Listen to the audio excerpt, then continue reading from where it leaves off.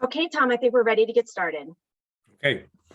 Good morning, everyone. I'm Tom Bracken. I'm the president of the New Jersey State Chamber of Commerce. And I want to thank you for joining us for today's webinar entitled Supplier Diversity Real Talk, Conversations Centering on Women and Minority-Owned Businesses. And we're featuring three very dynamic panelists, all of whom we have the pleasure of being members of our State Chamber Board. And they are Sandra Gilyard, Lisa Chowansky, and Pat Claybrook. And I want to say that this discussion today will focus on experiences of women and minority-owned businesses, giving us all the opportunity to learn what barriers there are for diverse suppliers in the New Jersey economy. The timing of this webinar could not be better. Today is also our soft launch of the New Jersey Chamber's Supplier Diversity Collaborative that you'll hear more about in a minute.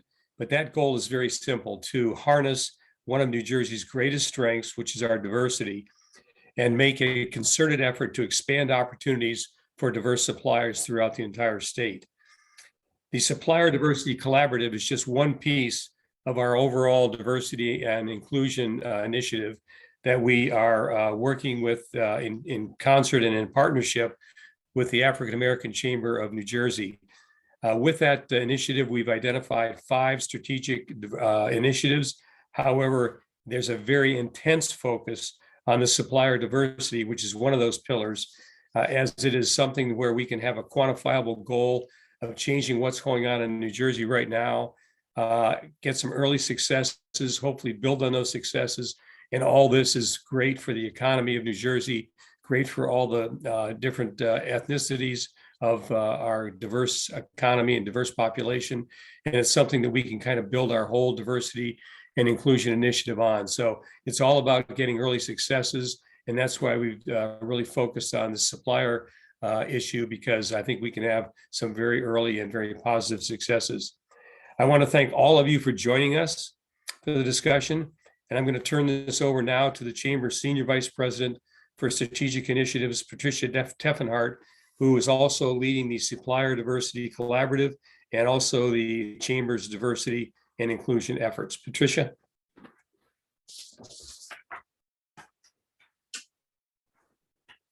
Thank you, Tom, and good morning, everyone. Thank you for being here today.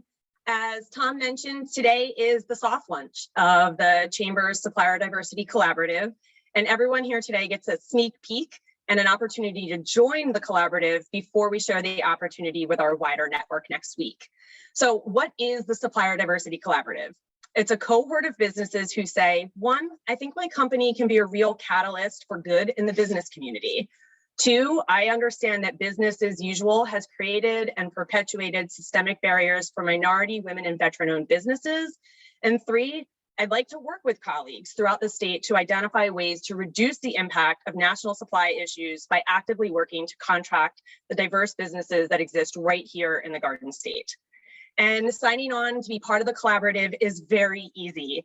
When I'm done speaking, I'll put the link in the chat box, and you'll find that it's a very simple form. We need your contact information, and there are 2 questions about your business.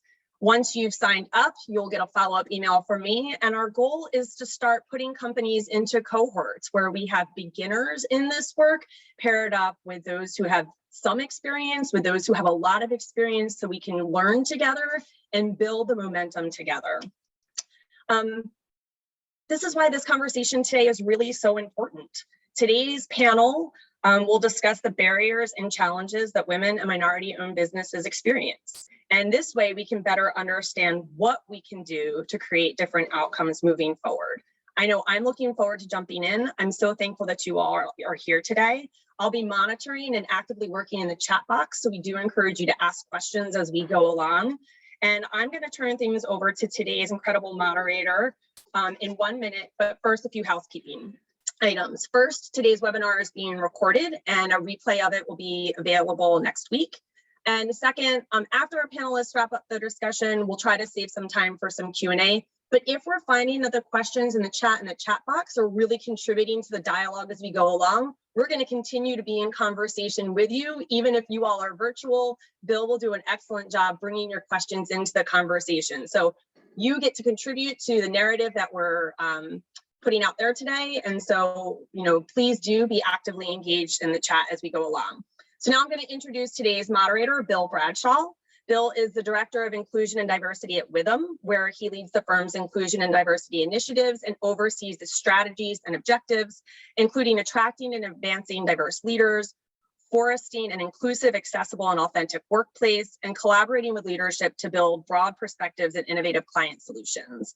Bill also works closely with the firm's team member resource groups to ensure they serve as incubators for membership, mentorship, sponsorship, team member development, and strengthening the firm's culture and experience of belonging. And with that, I'm going to turn it over to Bill, and thank you all for being here today. Awesome. Thank you, Patricia, and thanks everyone for joining on this beautiful Friday. We finally got some nice weather here. So the sun is shining here at the Jersey Shore, and I hope that you all have some really great plans for the weekend, Super Bowl weekend, right? So but before we get in there, just want to, again, thank the New Jersey Chamber of Commerce for having us.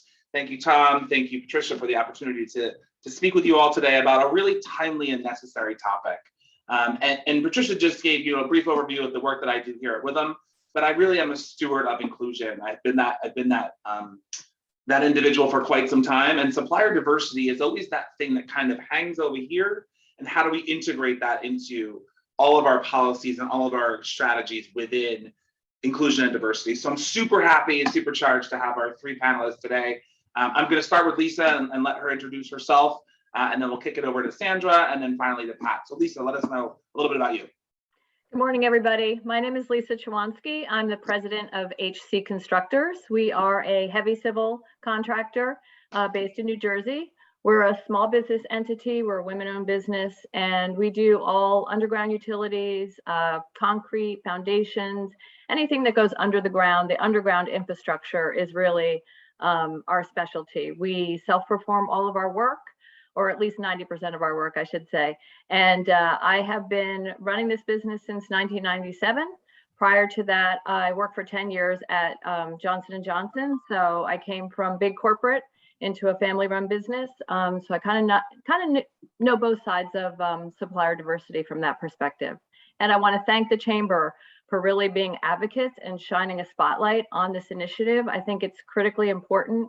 Supplier diversity has been within our government in New Jersey for a very long time, but I think it's going to take the business community to really move it forward. So I appreciate everyone's commitment on that end. Awesome. Thanks so much. Thanks for being with us, Lisa. Sandra, you're on mute. Good morning, and thank you for having me this morning. I'm Sandra Gilyard. I'm the CEO of PMO Solution Pro. We are also a women-owned company.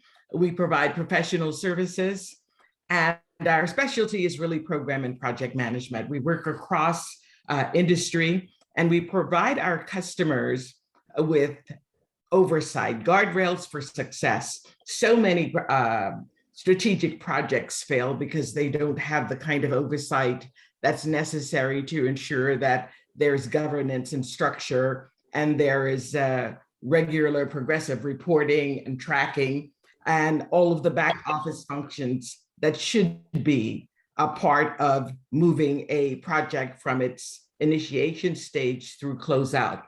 We provide that critical oversight, and we bring 30 years of expertise in doing just that. I'm moving into the business of actually starting a business from startup, having been in corporate for more than 30 years, actually building teams and providing oversight to ensure highly complex and really high value projects are executed. So we are currently available and open for business, and I look forward to speaking to many of you. Thanks, Sandra. Great to hear from you. And last is Pat. Good morning, everyone. Thanks for including me in this webinar today. The topic is very timely. So I am Pat Claybrook, the proud President and CEO of Jidan Cleaning, which is a full-service commercial cleaning company. We provide office cleaning, carpet cleaning, window cleaning, electrostatic cleaning, anything to do with cleaning in your commercial space. We are 16 years old. We serve this region based in New Jersey. We have offices in Philadelphia and an office in Baltimore. And so I'm just happy to be here and glad that, that we're having this conversation. Thank you. Awesome. Thank you all for the brief introductions.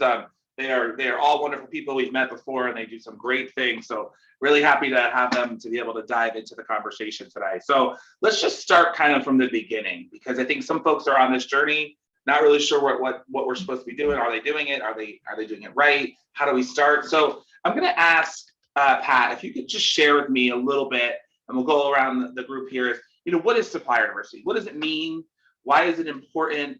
And why do we need to work on that behavioral switch with our stakeholders that make those decisions within the organization? So supplier diversity means many things to me, but the first thing that came to mind was just an open opportunity, right? Fairness. And the other day I attended another webinar, and someone said, culture eats strategy for lunch. Yeah. And that resonated with me, because supply diversity has to start from the top down. It has to be in the fiber, in the culture of the organization. Else it won't work, because it's not just inviting a company of color to answer an RFP. It's inviting us to the table, and it's supporting us in, from S to T, all the way till we become successful partnership with that company. So to me, it's not just a strategy. It has to be in the culture of everyone that works in the business, and it has to be sustainable. Right, and support that you're giving to that diverse vendor. Awesome. Lisa, maybe share a little bit of thoughts from your end. Yeah, I would agree with Pat wholeheartedly. I think, obviously I tend to equate this type of initiative from my own perspective to safety. So for me, a safety program has to have management support, and we have to put that statement out there. And really this pledge that Patricia talked about earlier is kind of the starting point. The management commitment has to be in place as a starting point, but that's what it really is. It's a starting point. And for safety, if you don't have your safety policies, your way of thinking, filtering all the way down to the people for my business who actually are digging the hole, you're not going to have a successful program. So the management commitment is the starting point, and then it really does need to saturate through the culture of the company, and that cannot happen overnight, in my opinion. I do see diversity as an opportunity, kind of an equal opportunity for people to engage with your company, to provide proposals to your company. It doesn't guarantee that you're going to get the work, but if you've gone through the process, what I see on the pre-qualification process is typically very siloed from the actual purchasing process. So you'll have this whole group, and maybe they're your diversity and inclusion group, and they're out and you're meeting them, and you're going through the pre-qualification process to make sure you're qualified to do business with that corporation. But that doesn't move over into who's really making the decisions about the project, who's defining the project, and how that project is offered. A lot of times there'll be really large construction projects that we're not qualified to do. But if the purchasing group could look at those and say, we could slice this piece off and have just the foundations be a separate contract from the rest of it, that provides opportunity. But those are all ideas and initiatives that have to filter through the entire organization, just like Pat said, in order for them to be a reality for how the business operates, and for that commitment to supplier diversity to actually then be actionable and something that moves the company forward as far as really seeing the metrics of we're working with diverse suppliers. Not only are we outreaching to them, but we're bringing them in and we're utilizing them. That's a different level, in my opinion. And the key to moving from action to moving into action, I think, is sometimes where we get caught up, and we see that gatekeeper syndrome, and we see who are our stakeholders. Maybe the end user doesn't even realize the importance of this. So Sandra, share with us your thoughts and really why it's integral for us to get in touch with those stakeholders right out the jump. Because it's important, because when you're trying to, from a supplier perspective, when I'm trying to get into a decision maker, it's important that the people within the company are have bought into the overall strategy and the executive push behind diversity, because what I found is the people at the top are really committed. Those companies who say we're committed to diversity, we're committed to inclusion, we want equity within the company because it's just makes sense. It's a part of our business model. But then there are gatekeepers along the way. There are people in the procurement department, and then there are the people who are actually making the decisions. And if there's not alignment from the top to the bottom, we have bottleneck. And it's not good for the company, and it's not good for the prospective suppliers. So no one wins. Absolutely, absolutely. And I think we see that quite often is, our leaders want to do what's right? It's getting them to be aligned with the end users in each of their respective verticals. So we see that quite often in all of our industries. How can we get that alignment? How can we get lockstep? How can we be where the rubber meets the road and move the needle here? So I think the question that we all talk about is, are you committed? Are you ready to do this work? And what does ready mean, right? So we now have introduced, you can sign on and saying that you're committed to this, but really what does it take for organizations that are on the phone with us today, or dialed in or zoomed in, or whatever term we use these days? What does it take for them to be ready to do this work? And I think maybe each of us share a little bit of what that looked like, maybe pre and post, and kind of how we track that. How can they track what they're doing? And also, what are the barriers? So we know that there's going to be barriers in doing this work. Lisa mentioned before that we might not have a full suite of products that RFP is requesting, but is there a piece of that we can bid on? So I'm going to kick it back to Sandra for a minute and maybe share with us a little bit of, where do we start? How do we get committed? And how do we, if we can't get the whole apple, how do we at least get a bite at it? Well, commitment from the company's perspective versus the supplier perspective. I think as a supplier, I'm certainly committed to moving forward and bringing my expertise to the corporate environment or the government environment, because I feel I've had that hands-on experience, not only the experience, but actually the results to show that I'm capable and that I have managed these large projects. From the standpoint of the company, I think that perhaps there needs to be some training that has to take place. There has to be some internal seminars that needs to be given. As we're having a webinar, perhaps companies need to have some webinars and share the overall strategic importance of DE&I. Not only that it makes their company more competitive, but it simply makes sense. I've always been a champion of diversity, and I'm coming from a corporate environment, but I've always said, I don't want everybody in my team looking like me, because then we have groupthink. Yeah, and Pat, from your lens, share with me maybe some of the barriers you've experienced throughout your 16 years in your industry on, can they do this work? Do they have the staff to do this work? Are you large enough to do this work? I think quite often there's barriers that just exist before we even get to the table, right? Because they're used to doing business with XYZ, and here comes in, ABC. How do we integrate that to decision making? And what are those barriers, and what successes have you seen in your industry to just kind of charge through and get your name out there.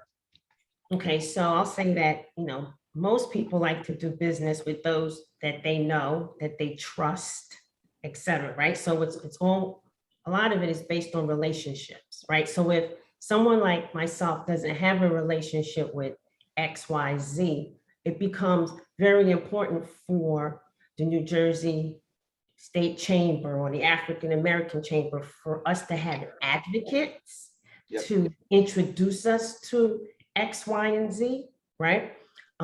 Also, usually when an RFP hits the street, it's too late, right? We need to be aware of what's coming down the pike, right? Corporations need to be, when I say like flexible, meaning that, if I can do this now because I've been doing 100-page RFP. Yep.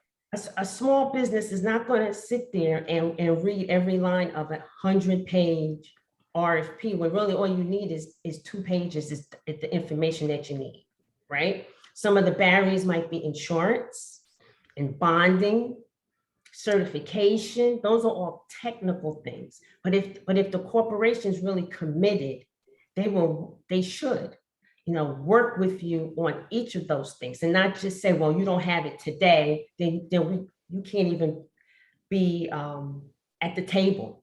What about why can't they say something like, you might not have it today, but we'll work with you. And if you get it within 3 months or 6 months, or if I see that you're working towards, so to me, a lot of it is back to that commitment. What are you willing to do? And this takes time. It's not going to be easy, but it's so worth it because we are capable, right? And you can't just judge our capability or our capacity by the color of our skin. Like that's not fair. So those are just some of the technical barriers that I have faced. Yeah, absolutely. And I think it's great. And it kind of dovetails into what I want to ask Lisa, which is, and you did share with us one of your stories. You all have so many stories, so I'm trying to remember who said what in our pre-call, but Lisa did share with us, the hurdles, I think, at times as a female leader in an industry that's male dominated, right? So just use that lens right now, Lisa, and talk to us a little bit about, the expectations that are put on that. Like, what does that look like for you to show up? And do you feel that at times folks just diminish you as a contract because they don't know if you have the credentials or they don't know if you're able to do the work? And quite often, I think each of us shake our head in that statement is, can you do the work, right? We're more than willing and able to do this work, whether you are male, female, person of color, LGBTQ, et cetera. We have to have the opportunity to present ourselves at the table. So I think that within itself, having these conversations kind of opens those doors, right? It allows us to do that. But Lisa, I think it was one of the contracts you shared when you got that first large one and you were like, I got this. Maybe we could share that story. Yeah, I don't totally recall that story, but I have plenty of stories. So, I think for me, it was interesting. One time I was at a store, and just like a furniture store, and they asked me for my card, and gave them a card. They're like, oh, you're in construction? And I was like, yeah. And they were like, what do you do? Interior design? Of course, I'm like, no, actually we do underground utilities like sewer pipes and pump stations and all that fun stuff, but you can't erase people's bias, right? People will have bias. They see me, I'm 5'2", I'm blonde, I'm dressed, whatever. They think I'm doing interior design. That's the first thing that comes to their head. Not sewer pipes. And that you can't erase that. But I think as far as, for me as a woman in construction, it's always a bit of an uphill battle. And I don't want to whine about that. I just want to recognize that that is the way it is, no matter what. When I walk into the room, someone does not see civil construction. It's just, I bet 99% of people don't see that. So that's the starting point for me, but that's okay. I have a whole team of people. I have engineers. I have all kinds of really competent people. And I do think, when someone comes to my business, I certainly don't just say, yeah, come on in. If it's a CPA, if it's my attorney, I'm vetting people all the time. You want to build that trust. And to Pat's point, you need to have that relationship and really feel confident that they can do the work. I think that's the issue, though, is that you need to at least have that opportunity to say, here's what I had one utility company I've worked for a million years. I'm not going to mention any names. I've done substation work for them. I had another utility company say to me, have you guys done any substation work? I'm like, yeah, we've been doing that for 15 years. Let me show you my resume of it. But you can't lose the understanding that people do have bias. We're never going to get rid of that. And it is your job as a professional to go through their pre-qual process, to have those conversations, to reach out to them and say, yeah, I know you haven't worked with someone like me before, but here's what I've done. Here's my history. Let's put it in writing. It's kind of like a kid applying to college. They might be the best kid in the world, but if they don't have a good SAT, resume, whatever, that's all the college can look at, right? So the business has to have something that gives them that level of trust that they can bring you in.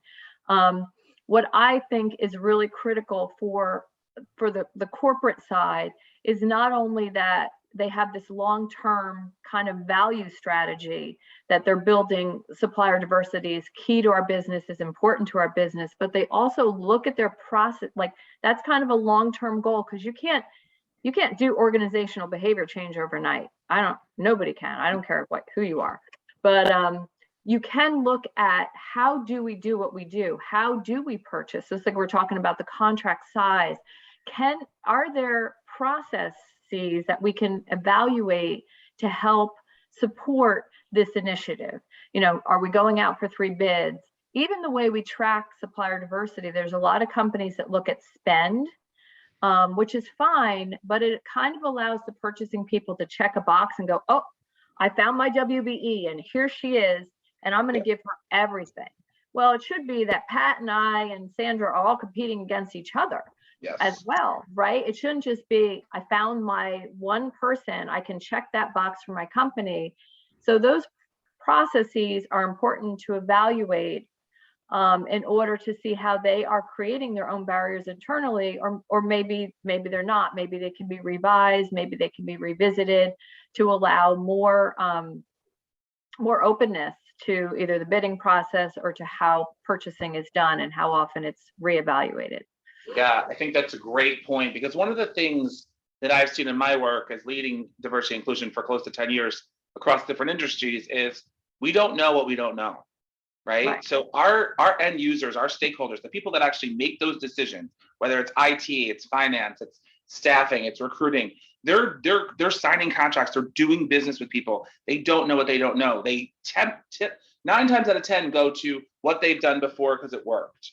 But is there other opportunities? And that's what we're here to really open up everyone's eyes about, is there is other opportunities. How do we get those opportunities in front of those end users? How do we get those contracts in front of them to say, hey, we're not just, RW Mason selling office supplies. There's millions of companies that sell that. And by the way, some of them might be, minority owned, female owned, LGBT owned, service disabled owned, whatever it happens to be. What I want to just talk about a little bit before we get to certification, because I think that's really a large piece of the conversation. Bill? Yes. If I might say something before we move on. Lisa mentioned that there are biases and that we can't get away from those. The reality is that if I am applying or bidding on an opportunity, or I am approaching a company, and there is a bias or there is an assumption that because I am a Black woman, I'm not going to be as capable as, say, Lisa, that creates a problem for me. I don't get a chance to build that relationship. I don't get a chance to share my credentials with this company. And that not only puts me at a disadvantage, but quite frankly, it puts them at a disadvantage as well. Lisa indicated that they want to be able to check a box. Well, the reality is that diversity comes in in different forms. So for that particular company, they might think, oh, I've got a woman. There are 3 women here on the panel. I've got a woman and Lisa is that woman. So I've checked that box. Well, what does that do for Sandra and Pat? Absolutely nothing. So this notion that people are biased and, you know, we have to deal with it. We all bring some kind of bias to the table based on our backgrounds. But when we're doing business, we have to be able to remove the scales from our eyes and see people for what they're bringing. As was noted, they're going to be vetted. You're going to look at my background. I don't expect you to hire me for something that I have no expertise in. Right. No reasonable person would want that to happen. Absolutely. No, thanks for sharing and interjecting that. I think what where the rubber meets the road with that, Sandra, is that, you know, and to Lisa's point, it's okay, we're doing this, but how can we do it better? How can we inclusively do this, right? It's not just a one and done. And I think in this arena, we're always striving to do better, right? And it's really, honestly, folks want to do this work, they just don't know how. So that's part of this conversation today. What I also wanted to share or ask you all to share is, you know, we talked about that roadmap of how to get to, we're doing nothing, we're not measuring, we're up here, to all the way through certification process, right? So does anybody want to jump in real quick and share what that might look like? And then we'll talk about that certification process, because I think that's the largest piece. And many people are like, yeah, this is scary. Certification, opening my books, I don't know how to do that. But there's so many opportunities for mentorship with each other amongst this. And I will tell you what I say in this work, we don't always compete for each other, with each other. We want to help each other move the needle, get more folks in and have the opportunity to bring their products and services into organizations from a diverse lens. So maybe if one of you want to share kind of what your thoughts on our roadmap from, if people are at ground zero, they just signed on, they want to say they do this, how do they start doing it? And then we'll loop with certification process and make it not so scary for folks. Well, I'll start by saying you have to go through the process. There's a legal process that you have to go through in order to do business. You have to be authorized to do business in the state. You have to go through the certifications that's necessary. And yes, it's an arduous task, but there are lots of organizations out there, including, you know, the Chamber, the African American Chamber, the MNSDC. There are lots of organizations out there who will help you get those certifications. Even with Small Business Administration, there are certifications that are necessary, and you have to open your books whether you like it or not if you want to be able to do business. Awesome. Lisa or Pat, anything to add from that lens? I just think when it comes to certification on the supplier side, it would be really critical for you to look at what type of business do you want to do? Who do you want to work with? Are you looking to bid on state contracts? Are you looking to bid to private companies? The certification that you select should really be based on who you want to do business with, because they do vary. Like WeBank is much more a nationally recognized private company type certification, but it's also very expensive.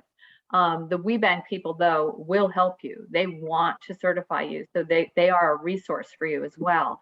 The state of New Jersey just got rid of the cost for WBEs and I think SBEs, MBEs. I think there's no cost now, but there's not a lot of my experience, and it was years ago, was there's not a lot of support in that one. And it has a bit of a limited value right now until the disparity study is done with the state of New Jersey. So really, you really have to look at these, and you have to decide when you're first starting as a supplier, which one is going to give you the most bang for the buck, because they are a lot of work. They are intimidating. It's like a tax return. You don't want to read it line by line, but sometimes you just have to do it, you know? Absolutely.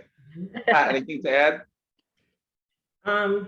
Sure. Like for me, as a supplier, certification should be part of your business strategy, just like Lisa said, right? And so, because it's an investment of your time, of your dollars to pursue a certification. And then also I'll add that I do not want a vendor, a business, to choose Jidan Cleaning just because I am an MBE or a WBE. To me, the certification, that's the cherry on top, right? I want you to hire us because you know that we can deliver the services that you require and we can exceed your expectations. And then if I am certified, that's a plus. And suppliers need to realize that businesses aren't going to hire them just because they're certified.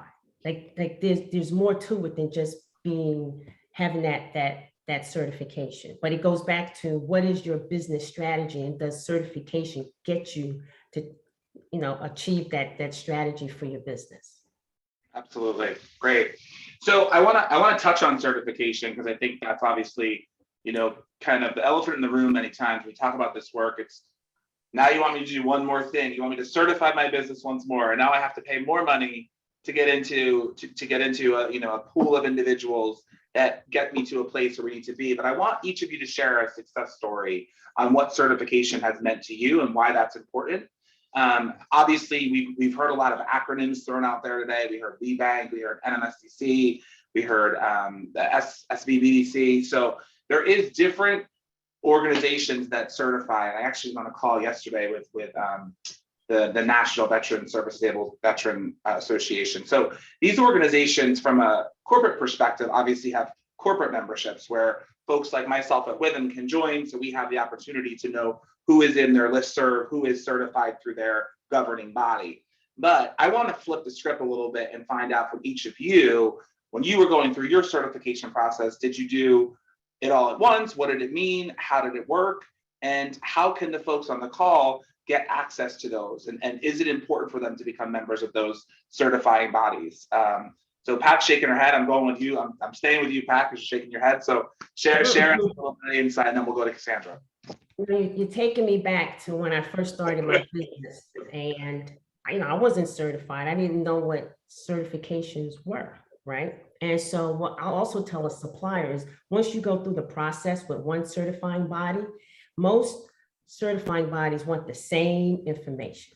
So you get all of that information and you keep it in one place, you keep it updated, it makes the process even smoother. But the story I'll share is, I decided to become certified nationally as an MBE, as a minority business enterprise. And I was told that the best organization to do that would be the National Minority Supplier Development Council. And I don't know if Victoria, she used to work at EMSDC. And so I got certified, because when you get certified and you make that investment, then what are you going to do with it? Right? And so I don't like just spending money or my time and not getting an ROI, right? And so I talked to Victoria at that time, and Victoria said to me, come to everything. Let people know who you are, let people know who your brand, right? Know your face.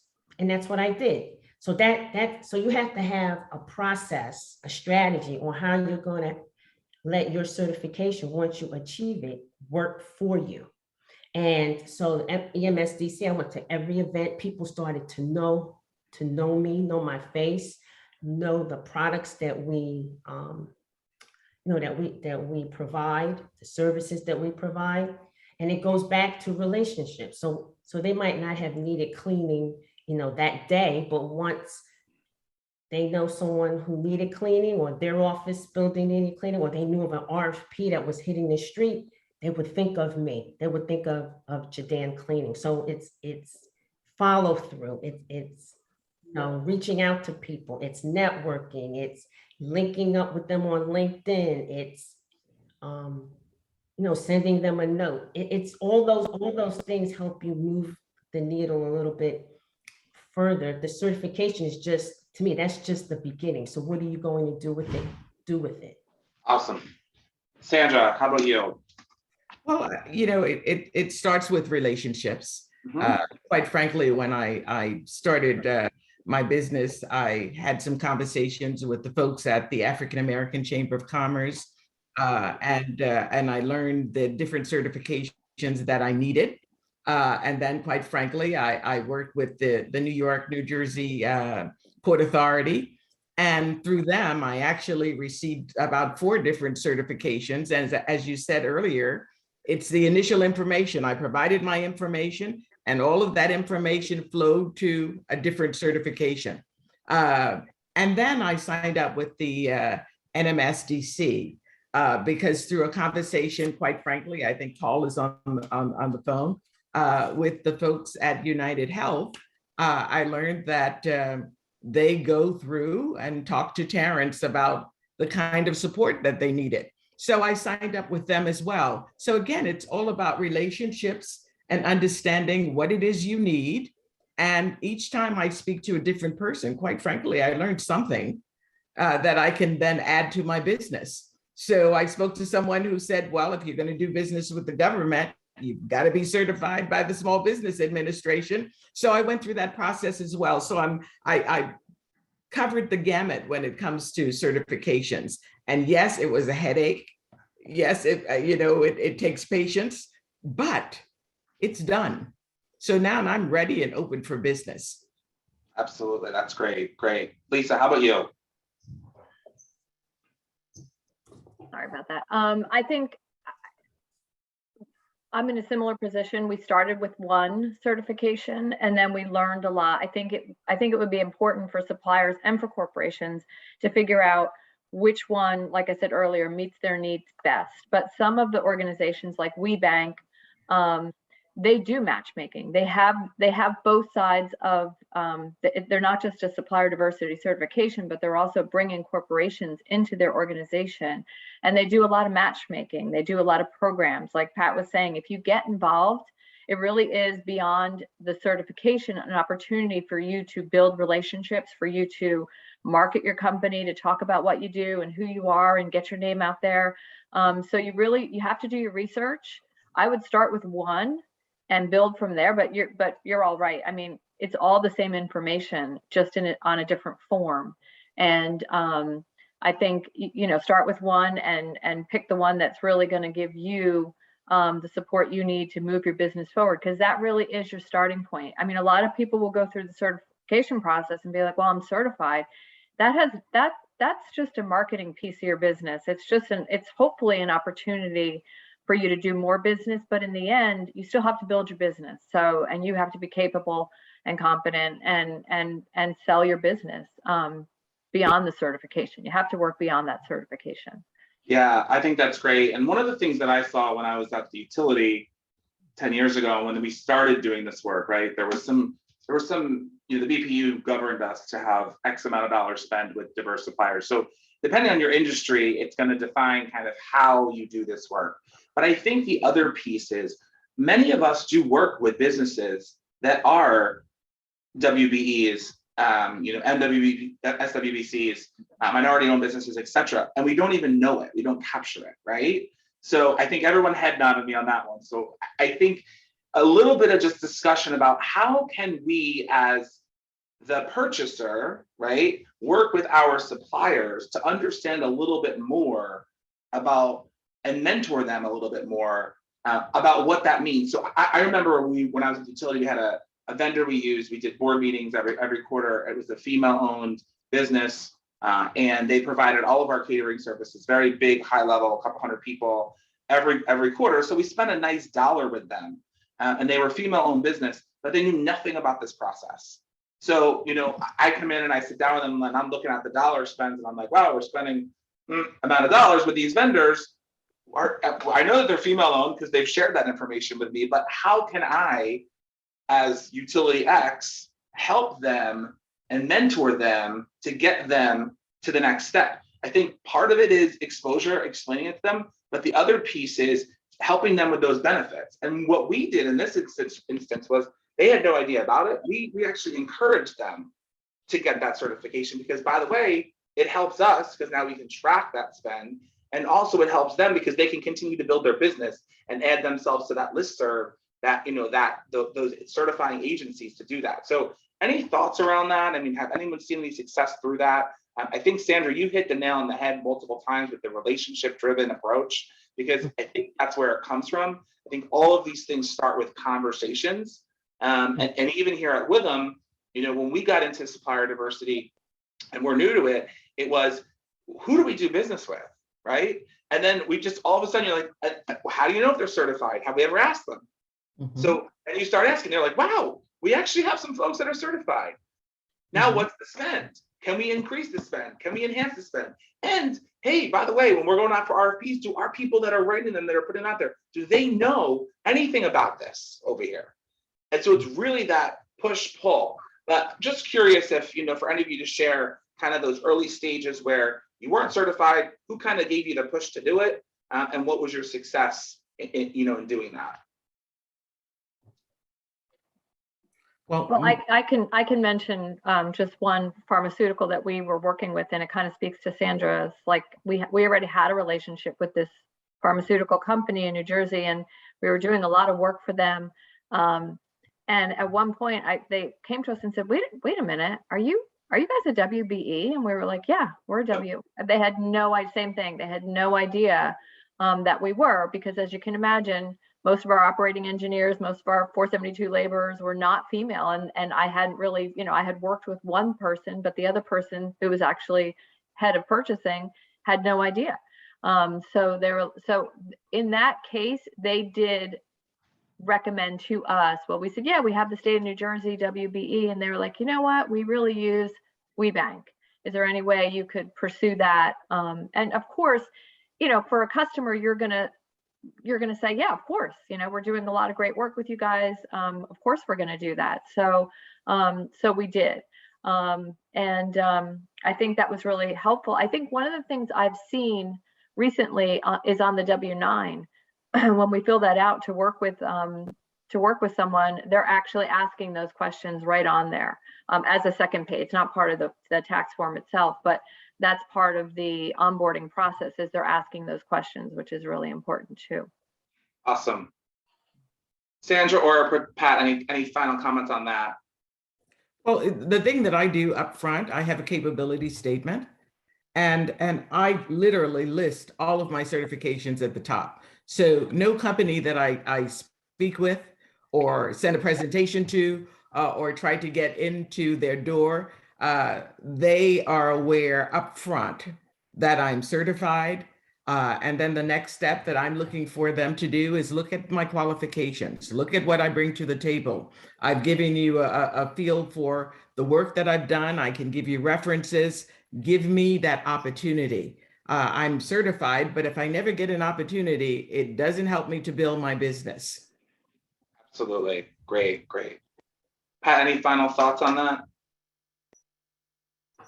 No, I mean, when you referenced a company or organization that, that helped me, and I'm going back to the beginning. I see Victoria, I'm looking at Victoria Hosendorf right now.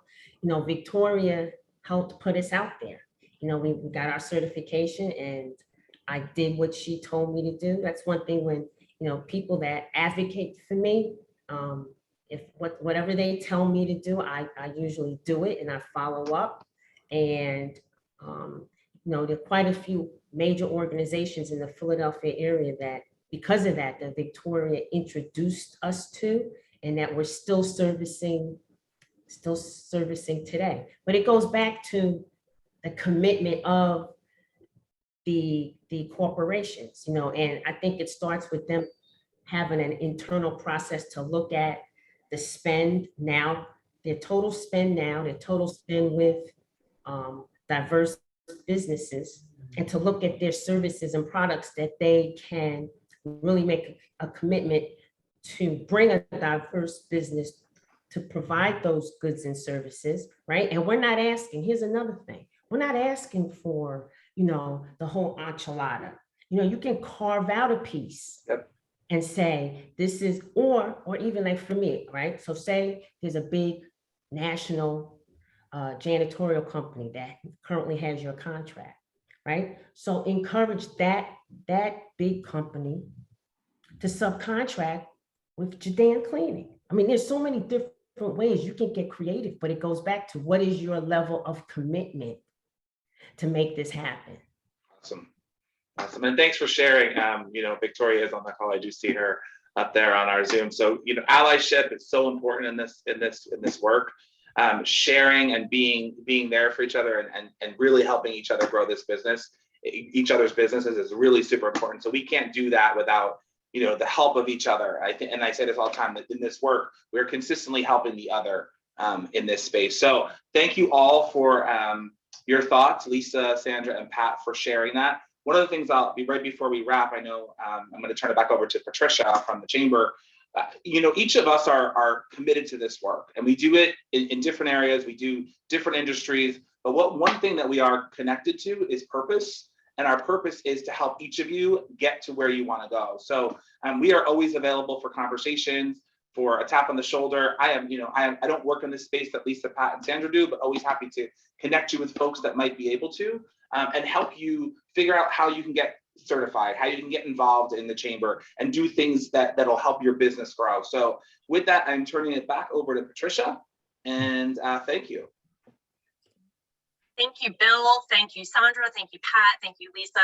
This was the conversation I was hoping we would have. And of course, as always, I always wish you had more time. But what I want to promise all of our audience today is that we are just getting started. We are so thrilled that within 1 hour, we have 7 companies who have signed on to our Supplier Diversity Collaborative. So huge shout outs to TNM Associates, You and Associates, Newmark, CRE, St. Joe's Health, KS Engineers, Withum, and Delta Dental of New Jersey. You are really helping us ingrain the principles of diversity and inclusion into the very fabric of the New Jersey business community's existence. This is critically important for us, right? We have people who are lamenting, honestly and legitimately, supply chain issues. And we have diverse suppliers here in New Jersey who can and are willing to do the work that needs to be done. We don't have to worry about a caravan in Canada when we're looking to the great, rich, diverse suppliers that we have here that can help us meet our goals and our objectives right within the Garden State. I also want to make sure that we acknowledge that the Supplier Diversity Initiative is just one part of the Chamber's overall commitment to diversity and inclusion. And we have been working very strategically in partnership with the African American Chamber of Commerce of New Jersey on identifying and working towards 5 specific priority areas for our focus. But as we've worked with our colleagues and our partners, we realized that really centering our work around supply can have a financial impact that is incredibly valuable for our colleagues across the state. But we have not taken our foot off the gas on the other initiatives. In fact, one of our other priorities is corporate citizenship. I do invite you all to join us for a 30-minute lunch and learn on the 25th of February. Our goal over this next year is to really put some social profit organizations into the spotlight, help us all be good corporate citizens and learn about our nonprofit colleagues who are doing good work in the communities in which we live and work and play. And we're going to start by centering our own New Jersey Chamber Foundation and their Jobs for Americans growth program. It's 30 minutes from 12 to 12:30 on February 25th. You'll receive a follow-up email from me, which will include the link to this webinar, registration information for upcoming webinars that we have, as well as, of course, a link to join our Supplier Diversity Collaborative if you did get to do so today. Also, please do consider joining us in Atlantic City, April 13th and 14th. Some of you might be really familiar with our Walk to Washington, and thanks to the millionth year of COVID, we've decided that that's probably not in our best interest to hold that event on the train this year. But we do hope that you'll join us in Atlantic City on April 13th and 14th for the New Jersey Business Leadership Summit, where we'll be talking about all of the hard-pressing issues that are impacting businesses across the states. And we want diverse representation in that room, diversity in size of company, whether or not you're a women minority-owned business, all of those perspectives will be incredibly important in informing our next steps as a community. So again, thank you to our board members who joined us as panelists today. Thank you to Bill Bradshaw for your excellent facilitation of the conversation. And just shout out to Bill Hageman from Withum, who actually chairs our board Supplier Diversity Committee. And thank you to Withum for actually walking the walk. This isn't just a conversation that you have on a public forum like a webinar. We know that the principles of diversity and inclusion are really woven into the fabric of your very business. And I'm excited that you've joined the collaborative because we can all learn from you. So with that, everyone, please have a safe weekend. Enjoy yourselves. Don't be too hungover as we go into Monday morning. We all have work to do. And thank you for joining us. We'll see you all very soon. Take good care. Thank you.